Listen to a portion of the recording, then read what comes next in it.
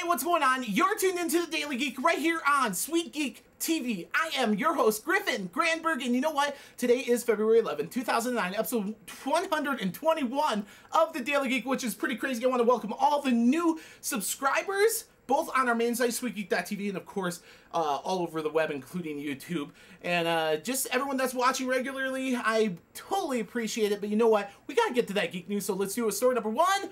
One of Twitter's co-founders, BizStone to be exact, is posting a blog post saying that they are not going to charge for corporate users, and that he was thinking out loud, if you will, about monetizing Twitter. Of course, this got everyone excited, myself included, because we've always been wondering, how is Twitter going to monetize Twitter? Okay, so they're not going to do that just yet. Some people are still skeptical, saying that they're going to have other corporate features that they are going to charge for, but no one really knows for sure. And once we do, I'm going to let you know about it right here on the Daily Geek. Story number two, the Palm CEO, Ed Culligan, is saying that he's putting the Palm OS down, as in it's dead. There's no more releases for the Palm OS, which is pretty crazy because the Palm OS was large and in charge several years ago, okay? But now they have this new hipper operating system called WebOS. You may have heard of it with the Palm pre-release, and I think they're going to basically take the resources from the Palm OS and push it over to the WebOS, which is not a bad deal. Now, here in this interview, he's also talking about how they're going to have their own application store, but unlike Apple, they are not going to control the content of it, okay?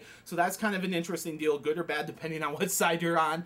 And he's saying that the Palm Pre is actually going to stay with Sprint, and it won't be available on other carriers until 2010, which is kind of a bummer because I was hoping for kind of a sooner release, since, you know, the Palm Pre is going to come out like mid-2009, okay? And then you're going to have to wait 6-7 months for it to come to another carrier, so that's kind of a bummer deal. But you know what? The phone's pretty cool. I can wait. It's okay. And the last thing he's talking about is that he's not worried about the saber rattling coming from Apple, saying that they're going to protect their intellectual property, in the sense that if you steal our multi-touch capability or, you know, infringe on our intellectual property, we will take you to court. He's not worried about that, saying he has plenty of patents on his own, and it's going to be an interesting battle. But at any rate, let's move on. Story number three. Speaking of Apple, the iPhone App Store getting over 20,000 applications. Now, this is kind of an unofficial thing because just last month, Apple came out and said we have 15,000 applications with 500 million downloads.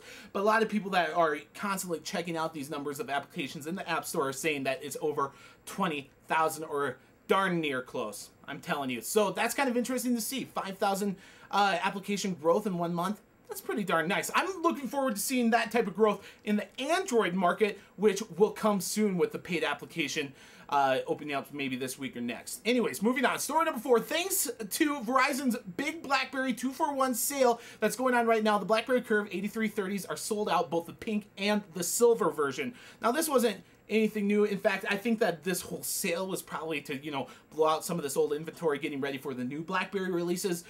So it's just kind of cool to see that they're out of stock online. And if you want a Blackberry Curve 8330, you're going to have to go to your local Verizon wireless dealer, and hopefully they still have one or so in stock for you. And that's the only way you're going to get them right now, because lots of people are saying they're not going to replenish the supply. Story number five. Vizio, which of course makes plasma TVs and LCD TVs that are kind of a lower cost, not necessarily lower quality, okay?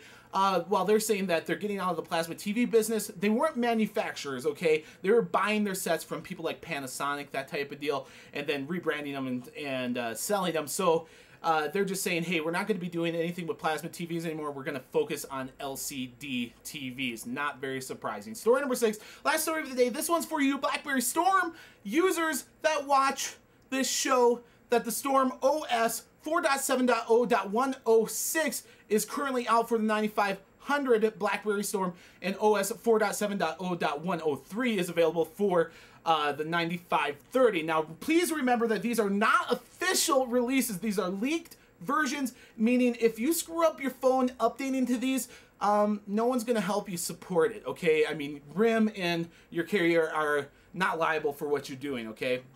So please be careful. But hey, if you do happen to do it and it works and you want to let me know how it goes, hey, I'm okay with that.